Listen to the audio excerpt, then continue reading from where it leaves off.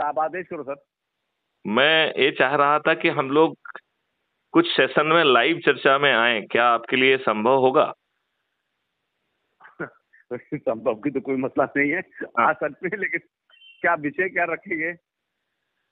विषय क्या जो है 21 महालक्ष्य और 5 मौलिक अधिकार सहित हम्म नया भारत, सतयुगी भारत जमीन पर उतारा जा सकता है क्या?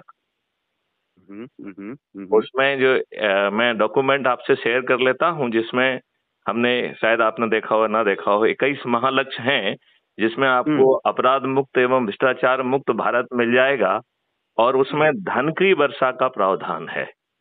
मेरा ऐसा मानना है कि इतनी धन की वर्षा होगी कि भारत सरकार के पास 10 गुना ज्यादा पैसा आ जाएगा जो आज वो कमा पा रही है। हम इसी की बिना पर जो है भारत को टैक्स मुक्त कर पाएंगे। और इसमें 5 मौलिक अधिकार की बात कर रहे हैं। मौलिक अधिकार फॉर एम्प्लॉयमेंट, हेल्थ का हेल्थ मौलिक अधिकार हेल्थ का, और मौलिक अधिकार जो है भोजन का, जिसमें दूध, दही, घी, शहद और जीवन वर्धक औषधियां भी सम्मिलित होंगी। और फिर मौलिक अधिकार शिक्षा का, और फिर मौलिक अधिकार प्रॉस्पेरिटी का, मतलब आपको समृद्ध होने का मौलिक अधिकार होगा।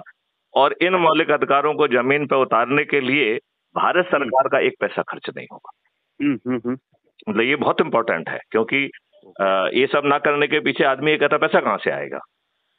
तो इस मॉडल में धन निर्माण का वो किया गया है। हम जितना भी कैपिटल क्रिएट करेंगे, जो खुद धन उपजाएगी आगे चल के, उसके इक्विवेलेंट जो है भारत विकास निधि निर्मित हो जाएगी। तो हमें धन की जरूरत नहीं पड़ेगी।